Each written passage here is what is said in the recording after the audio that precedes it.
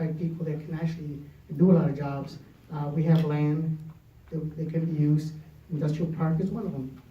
So if we are able to do this, to be able to get somebody in here that can actually offer a good paying job for a lot of the people, and not just through city employment, we would go ahead and again have job growth, and we'll have extra revenues to be able to go ahead and pay for all the obligations that are being right now not fixed over because of lack of funds.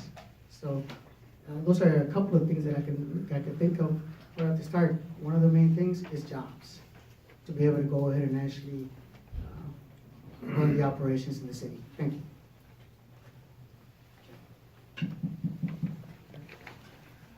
I want to talk about Main Street with this question. The next question is going to talk more about business development, and I'll talk about that as well. But I just wanted to concentrate for a minute, because I think that Main Street, we've all traveled, and we've all gone through small towns, and we go into these small towns and we get an impression when we go there, if we're jumping off to get some gas, we're going to visit someone.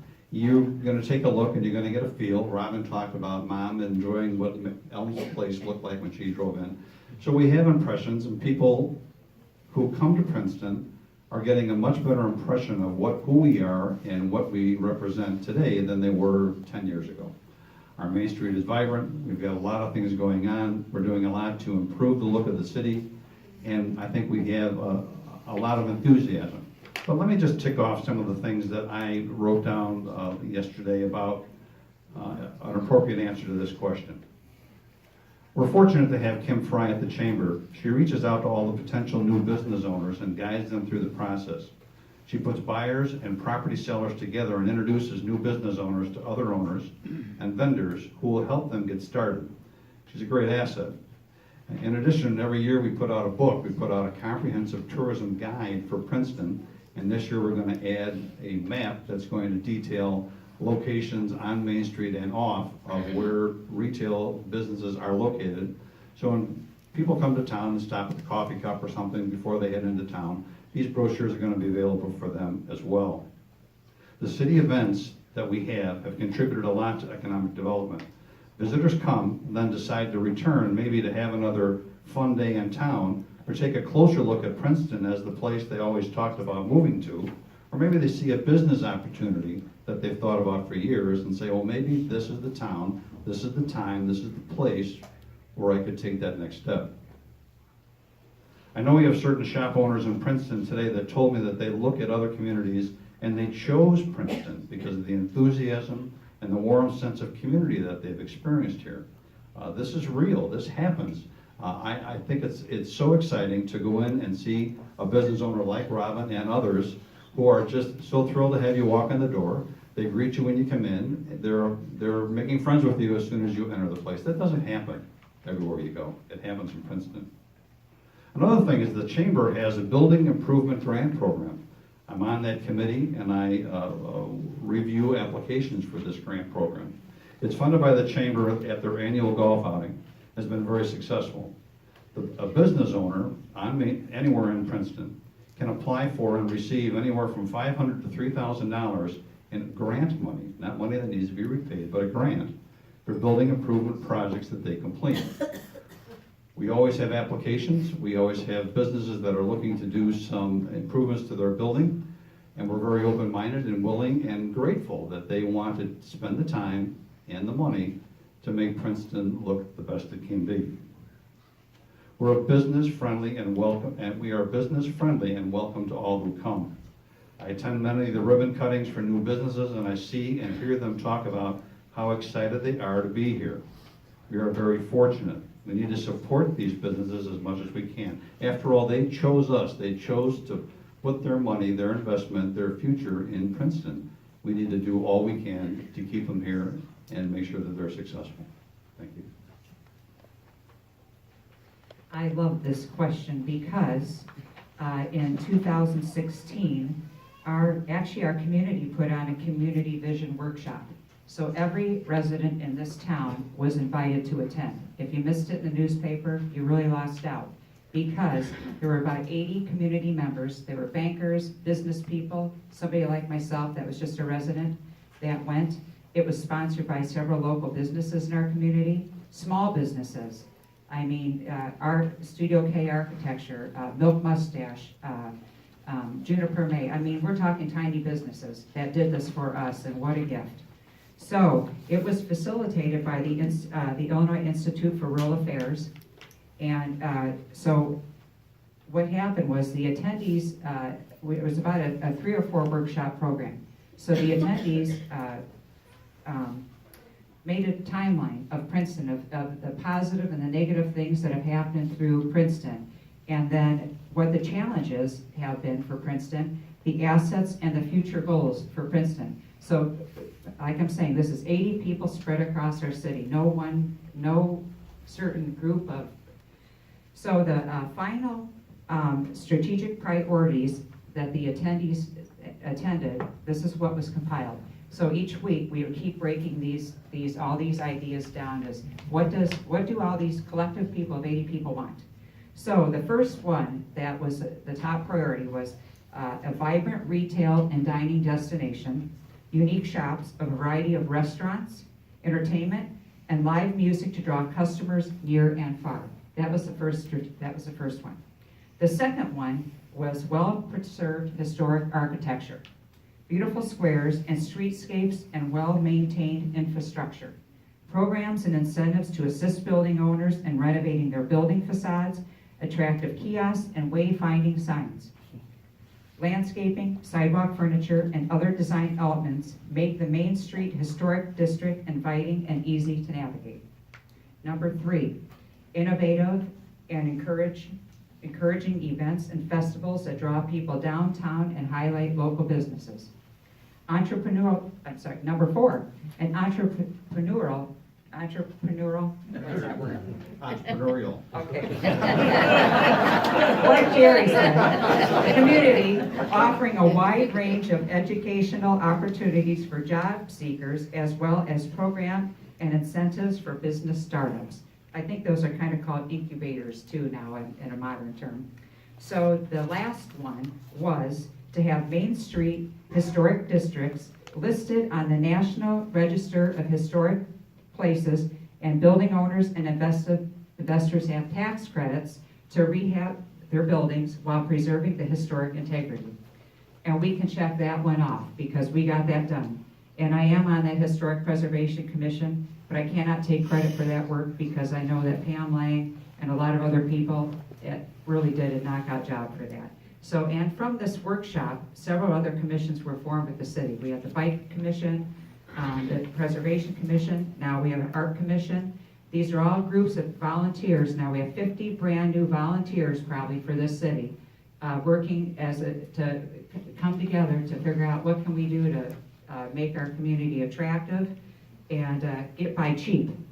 So when I read in here the local social media experts, which we all see if you're on Facebook, and that we only focus on Main Street. Let me tell you, we represent the main artery coming into Princeton. Your local Main Street building and business owners have collectively invested millions of dollars to preserve, promote, and provide Princeton a healthy local economy. So it's not to say that the other is important, because once we get this going, the others will come. It's part of a plan.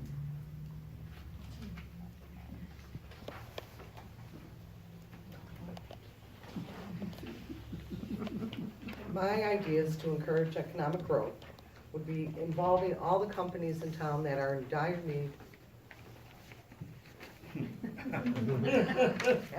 need of employment to hold a job fair mark at one location. I have heard on the radio, Quad Cities does this on many occasions. This way we are attracting several different skill levels to come to our town all at one time to pick and choose what company they want to work for, to see the opportunities, get the packages, and it is worth moving here to take this job. Next, I would like the county, the city, and realtors to address our stagnant growth and what is needed to attract families to move to our area. A roundtable discussion. The realtors are there. They're on the front lines. They hear why people are not moving here. Affordability, school, whatever excuse they use, the realtors are the ones that know the answers. So I would encourage the county, the city to sit down with realtors and figure out this problem, try to come to solutions. And inquire. Many times I've listened on the radio, read the newspaper, followed the ticker, and I hear this business is expanding. They're thinking of relocating. I have contacted Rachel the next day, said get a letter out. Get a letter out to them. They've declined us, but you don't know until you try. And I really don't care if 5 companies or 50 companies decline us if one says yes. So, for multiple reasons why, there's nothing that we can do about it, but we keep inquiring. One company will agree. And I also would like to hold open houses to invite companies to see our empty buildings, to see our land, to make a day of it, show them the community. But invite these open houses you can't see how wonderful this community is online. You have to be here in person, and we could really put on a presentation. Jerry. All right, thank you very much, candidates. Jerry will start with the next question. In addition to business development, what do you believe will make Princeton more marketable for investment and population growth? Let me start off by saying that Princeton has an awful lot to offer a new business. We have a state-of-the-art water treatment facility that allows us to deliver almost any load of water that a business might require. Our power grid is top-notch, and we have a power plant ready to fill in if we lose power by our electric provider. And finally, our electric rates are competitive with any community in north central Illinois. We have an abundant and reliable workforce. They live in or near Princeton, and commuting is pretty easy.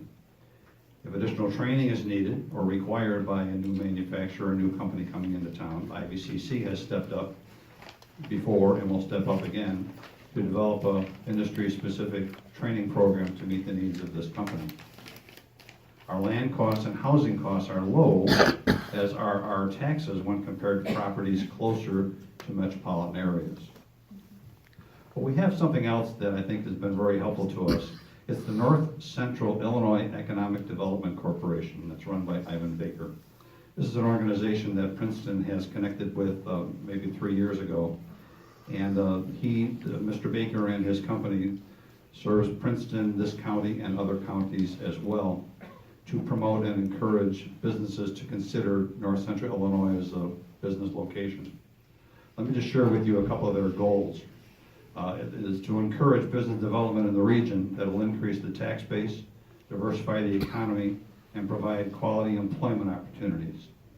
Mr. Baker's company also fosters job creation, expansion of existing businesses and industry, and promotes an environment that provides quality educational opportunities and workforce training for all ages. Ivan has been very proactive and has presented our community and several interested parties since he began in 2016. What Ivan does and what Ivan does well is he interacts with business brokers all over the country. These are people that a business broker is a person who is contacted by a business who wants to relocate or expand. They don't necessarily go to the city of Princeton, City Hall, and inquire and ask for a packet. They deal with a broker, and this broker's goal in life is to seek out communities that might fit the needs of this particular business.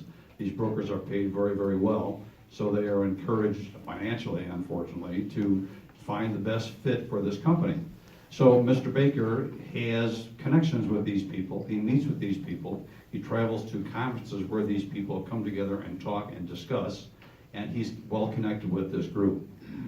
I'm confident that Mr. Baker, going forward, is going to be of assistance to us, but please understand that we have talked directly to businesses. We have sent out packets. We have had them come and visit us, and we as a city, with our city clerk and with our city manager and mayor and our chamber director, have talked to these folks and held them by the hand and taken them around and given them every opportunity to see what Princeton has to offer. as Robin said, it will come. We will get there. We have to be prepared, and we have to continue to prepare our city for the next new business opportunity that comes our way. But it's going to happen. Yeah, I know, the population growth. So, you know, what's really sad is that these rural areas are losing jobs, and we really can't attract new companies that will bring the new jobs. You know, and of course, the lack of employment opportunities means that we are depopulating our rural areas. So the investment development groups from the outside scope, when they start coming and looking at a community, what they really do look at is how well does this community take care of what they already own. And so that's where it's really important that we start cleaning up our main arteries. So I can't tell you how heartbreaking it is to pull off on exit 56 and you see all the trash, you know, coming along there. And I know it's not an easy cleanup, because I think you have to really have some permission to get out there and do that because of fear of safety issues.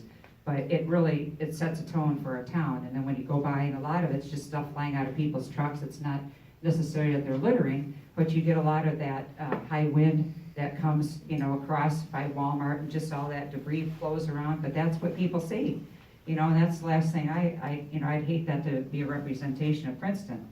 And like Jerry spoke of Ivan Baker, you know, so typically when leads are generated, they're forwarded to the city, and we need to take every one of those seriously. So pretty much Rachel reaches out to those, and if there's an on-site visit from one of these potential investors, what we really need to have is strong, confident leaders that are equipped to answer all these questions that they have to what they propose. So I look at it, when opportunity knocks, we need to look at it and take it. Something so small can lead to something so larger. You know, a great example is, you know, if we would have sold that Premier building, possibly, you know, more could have come from that. So you have to be willing to fight and be on game when it comes to a small community. So I'm looking at the growth part too. So I look at, right now we have two transient generations. So they are the baby boomers and the millennials. Right now, when you look at the jobs here, we're not really an attractive community for young couples wanting to move in with a family, unless there's not a lot of jobs for them to move here to. So if you've been lucky to be born in Princeton and you find a job to stay and you raise your family here, but I don't see a lot of influx of people coming in. But those boomers are very important, because anybody that is 50 plus age, that is 100 million people of population that is mobile right now. And when the boomers are retiring, they're downsizing, they're looking for a community with activities, they want warmth, great food, and they want entertainment. I mean, that's what they want. So, and in that segment of population, by 2030, will expand by 34%. So we want to really have them there. And actually, they carry 70% of the disposable income that is available to spend. So why not get them here? So we need to get those former residents. So all these street festivals you see that are going on, you know, and the good positive thing on Facebook is when people share that, they're excited to come back. Like, oh my gosh, look what's going on at home. I want to be there. So a lot of the retirees too that are living in urban areas are wanting to find a more rural community. You know, their kids have left. You know, they want to be back home or near family, and that's exactly what I have done. I've moved back to Princeton, you know, to be by my parents in their aging years. And thank goodness my husband had a job that, you know, he can still, he travels, so, but we came back, and I am part of those baby boomers. Just so you know, I'm the last, I was born in '64, so I'm the last one. I'm not on the first of that food chain there. But, so the many millennials. Why are you looking at me? Because you don't color your hair.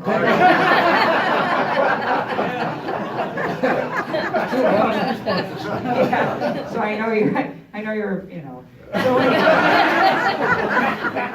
So I just want, and so when we look at this millennial generation too that we have going on, you know, pretty much these millennials that, of course we have some that are going to be staying here and finding local employment, but pretty much if a millennial is probably seeking a 4-year education, their chances of coming back to Princeton are not going to be very strong. That generation is a tech and telecommunication generation. They work from home, They don't have to report anywhere, but what they like, they're a very mobile generation. They like to rent, they like to eat, and they like to be within walking distance of a commercial area because they like to be out. They're working at home all day, they want to be out. So that's a good generation that we can try to capture by the more we have things going.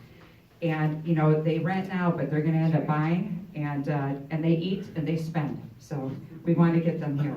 So growth, you know, when you look at growth, it's past, you know, the past, the present, the future. So the smallest things we do now, I feel will really germinate into future growth and development for Princeton.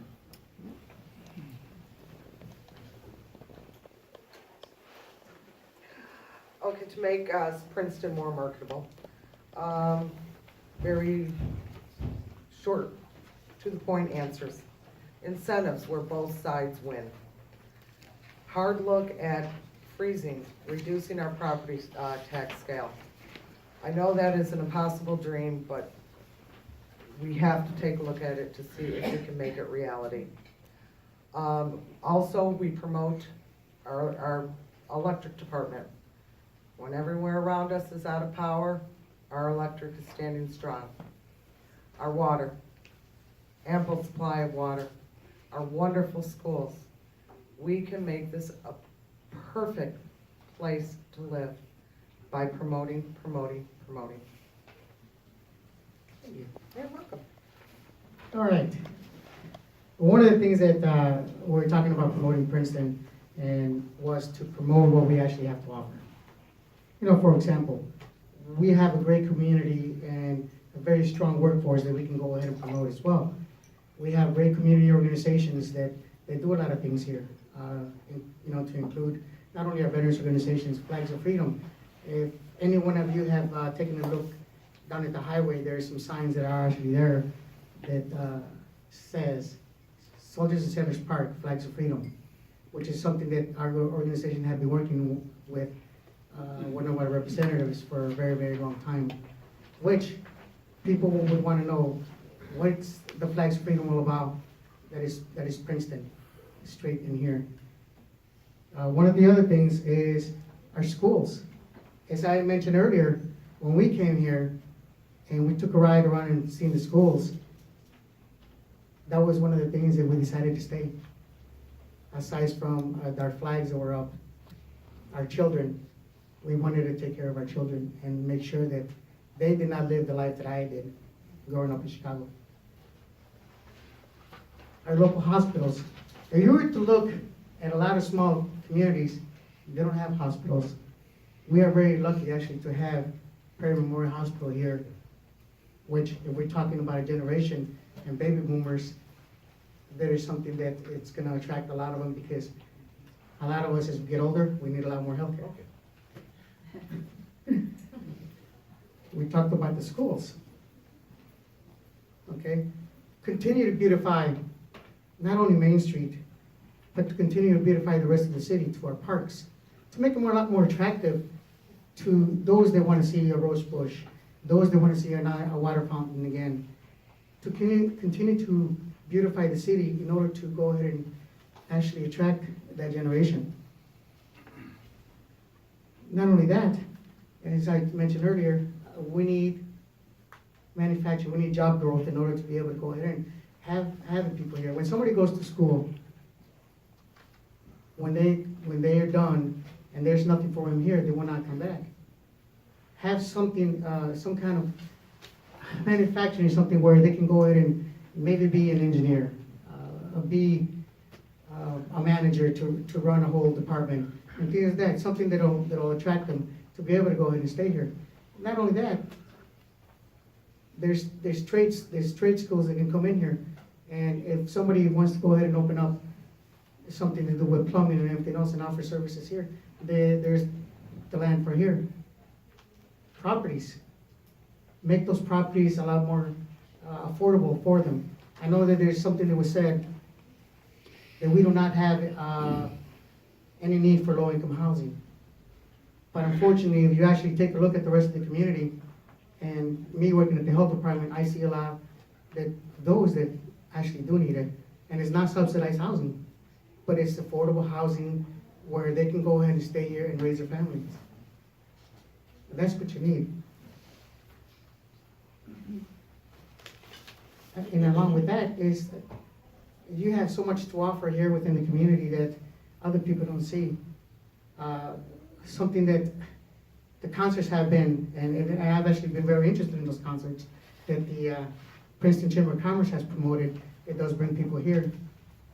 And you add everything to that, our electric company that's here to be able to go ahead and provide power as well. Our water facility, and I know it was a big cost at the time, but that will be paid for. And it'll be very efficient for the next 70, 75 years. So if you can promote those things that they have, again, to the available land, you'll be able to go ahead and have economic growth, population growth, to be able to go ahead and run Princeton the way it should be. Thank you.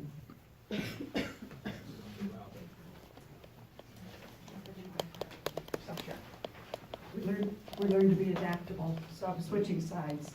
Question number 4. Are there any policies or procedures that you would advocate to be changed? And if so, what changes would you like to see made?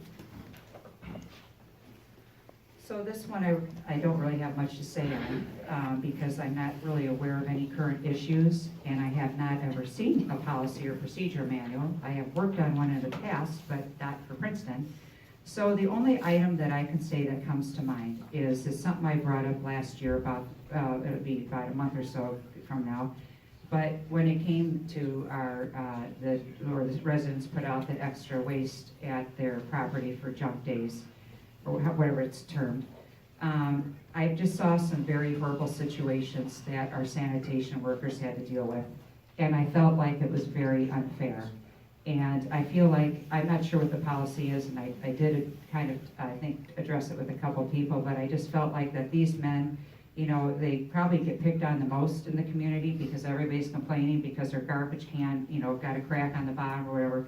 But we need to be respectful of what we put out, and they need to have discretion on what they pick up and how much time they're gonna pick up somebody's yard that's littered with debris.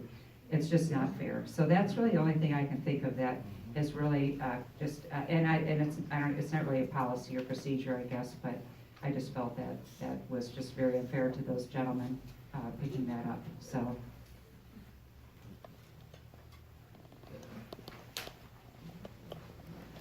I just approached Rachel about a week and a half ago. I'm looking at our gaming revenue.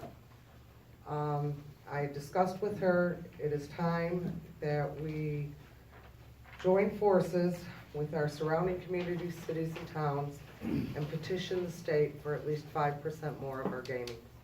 That would put over $100,000 extra in our pockets without spending anything.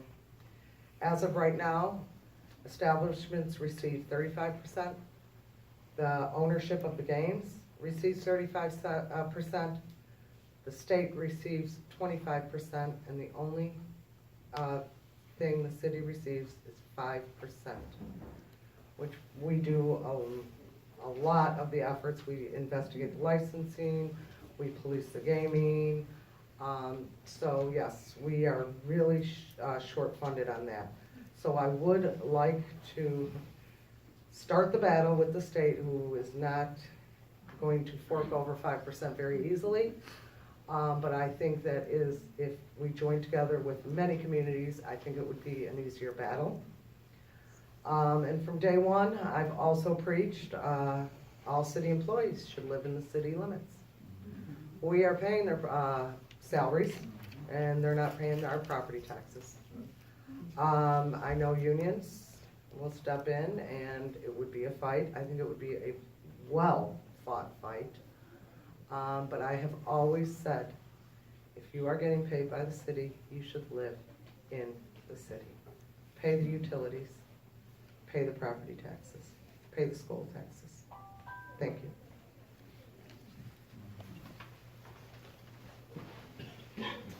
Talking about policies, obviously, any organization, including government organizations, have policies and procedures in place.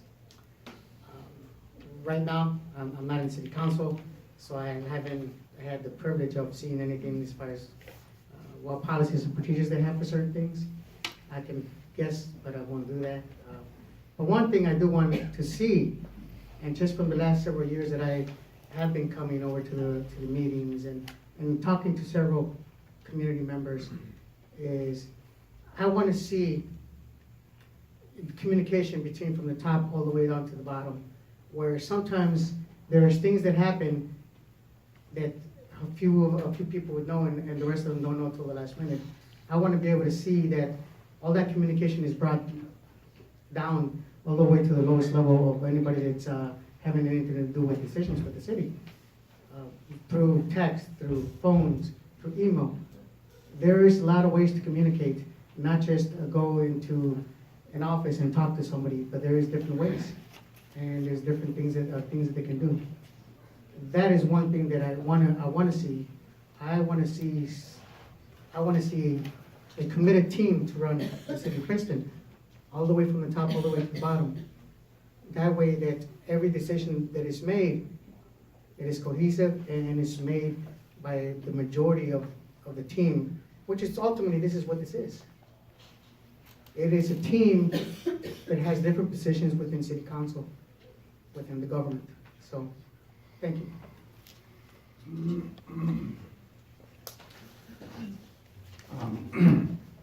I'll talk about policies and procedures, but I just want to address what Hector just talked about. You know, I, as a council member, have been on the board for 4 years. I feel fully informed, fully aware, and completely engaged with everything that's going on in the city. I don't know if there's anything going on anywhere that I'm not aware of now. I communicate with the city manager on a regular basis. I communicate with the city clerk on a regular basis. I communicate with the mayor on a regular basis. I read all my emails and I respond to all my emails. Every bit of documentation that comes my way, I read and understand. That doesn't happen with all the council members. So I'm just saying that if you want to be informed, you need to be engaged, you need to read, and you need to communicate verbally and through text and emails with all members of the city government. Because if you do those things, you'll be informed. As far as policies and procedures go, I do think we're operating pretty well. We've got an excellent team right now managing the city. I'm very comfortable and confident that we are well prepared for that next big opportunity that's going to come our way. But if I had one thing that I would say I'd like to get involved in that I think we can improve upon, I think it's zoning. I think it's ordinances in terms of property owners. And there's just been something out on Facebook a couple of days ago. Our police chief and Rachel are sending a joint letter out to residents just saying that we need to do a better job of managing the way our properties look.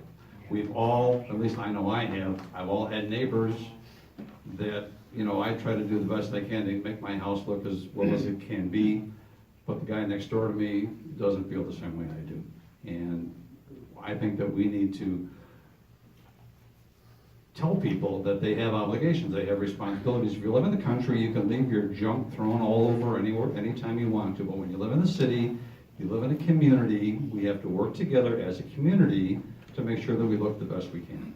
So my take is I would volunteer and be part of any effort to try and encourage people to be good stewards and to be good neighbors. And if we have to play hardball a little bit with somebody to get out there and clean their mess up, I'm all in and ready to do that kind of thing. Not in a mean-spirited way. And you know what? Maybe there's some older family, older couple that is too embarrassed to ask for help, but their house is in disrepair. Let's find who those people are. We've got volunteers that are all over ready to help. We've got high school kids that need to put in hours for service, and let's do this. It's easy. We can work on it together. I think it's a great community effort. So that's the one thing that if we could do more of it, I am all in and think we should all raise our hands and participate. Oh, I'm sorry. I got you. Thank you. All right, thank you very much, candidates. We're at the point of the program where we're going to start asking some questions posed by members of the audience, and also some questions maybe by the VCR or Voices from the Prairie. So I'm not going to say this is the lightning round of the forum, but we will have a timer. Lindsay over here, and she will be timing you 2 minutes max If you can get it said in less, then we can have room for another question or two maybe. So here's our first question from the audience. Where are we at with our tech and industrial parks? And how do you plan to attract new business? And let's start with the lady with the microphone. Okay, with our tech and industrial parks, they still, sadly to say, they still remain for sale. We are marketing. We are looking to change to a new broker. Again, we've answered this earlier, possible incentives, reaching out to communities. We are willing to sell this land. We just need the opportunity to bring them to our town to show them the great things that this city has to offer. Lightning. I would say something as far as, obviously, that the land needs to be sold. One of the things I had mentioned earlier is try to bring in some kind of manufacturing or facility to be able to go ahead, not only provide incentives for them and for the long run, provide jobs and then additional revenues, but also maybe along with sending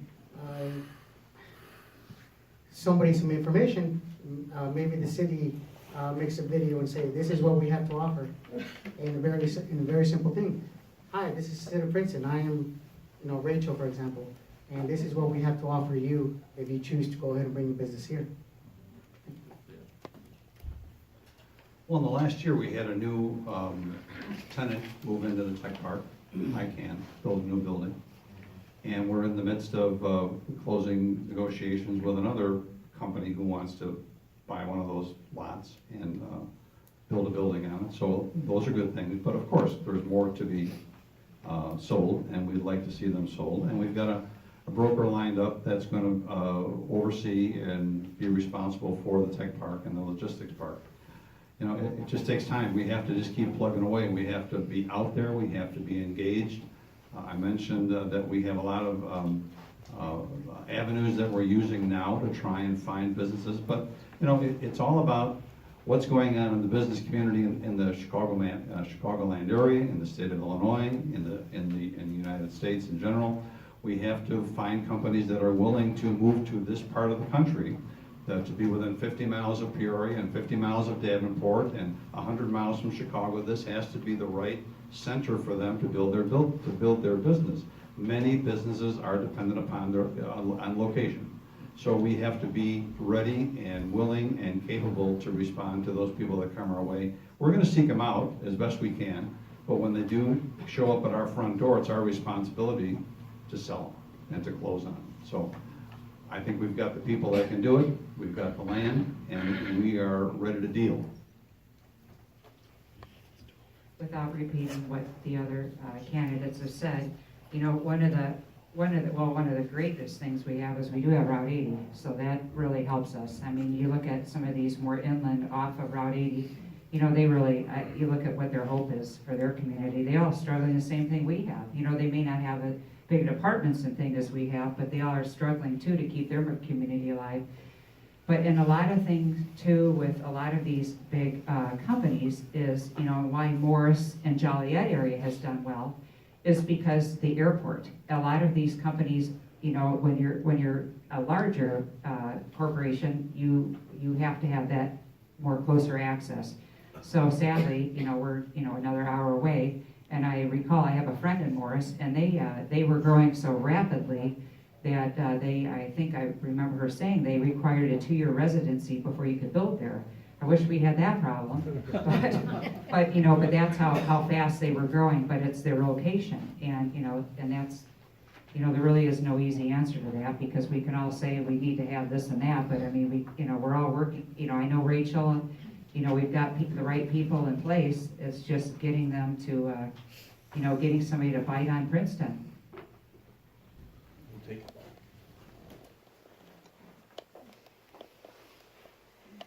Thank you. But, bear with me, this is kind of a long question. Currently, the city doesn't disclose the detail of pension or liability of the health insurance benefits for retirees per the Governmental Accounting Standards Board. What, can you explain, we have 2 council members, we have 2 wannabe council members. So as a question for everyone, can you give us any insight into that or how you would address that?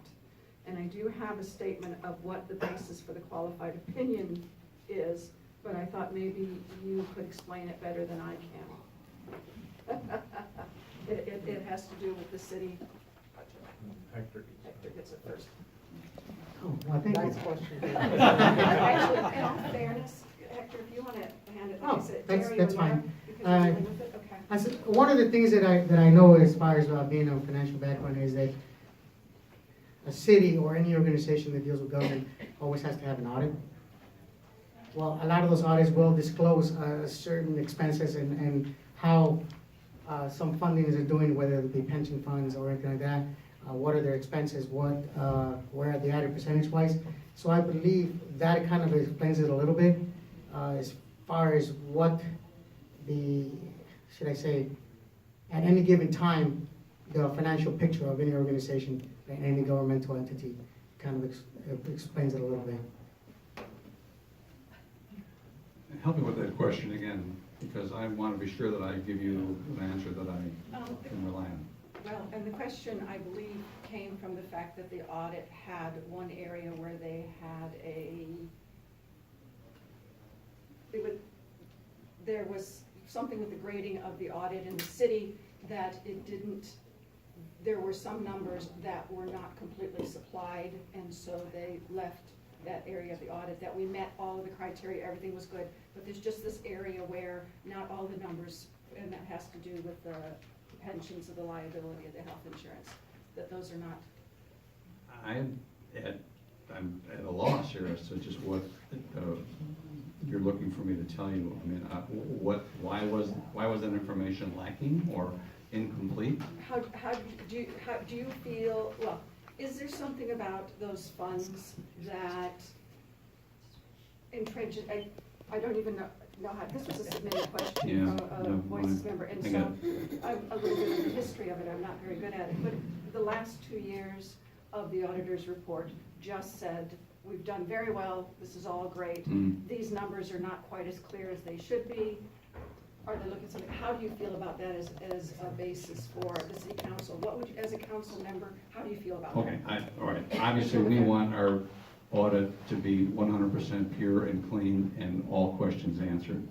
And if something is missing or incomplete, we want to find out what that is and we want to clarify and correct it. I can't tell you exactly or recall exactly what information was lacking. If it had to do with how we're funding pensions or disability pensions or something.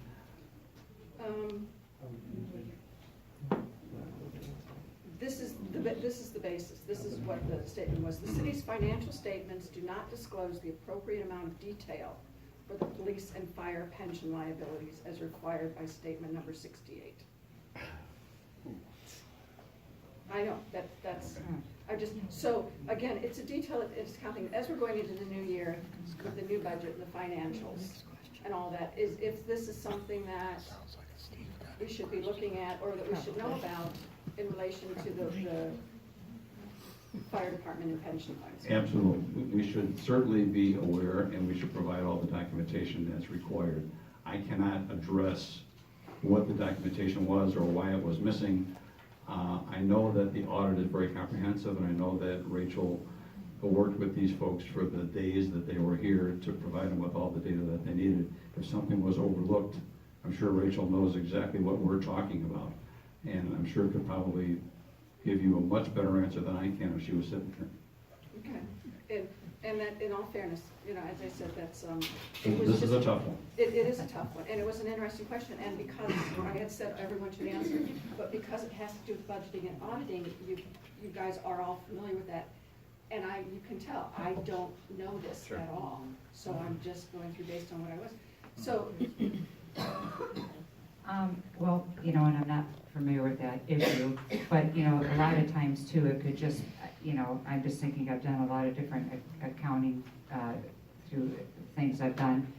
And it could just be maybe if the code wasn't broke down far enough to, you know, if you're putting in a lump sum on one of your county, I really don't know, on,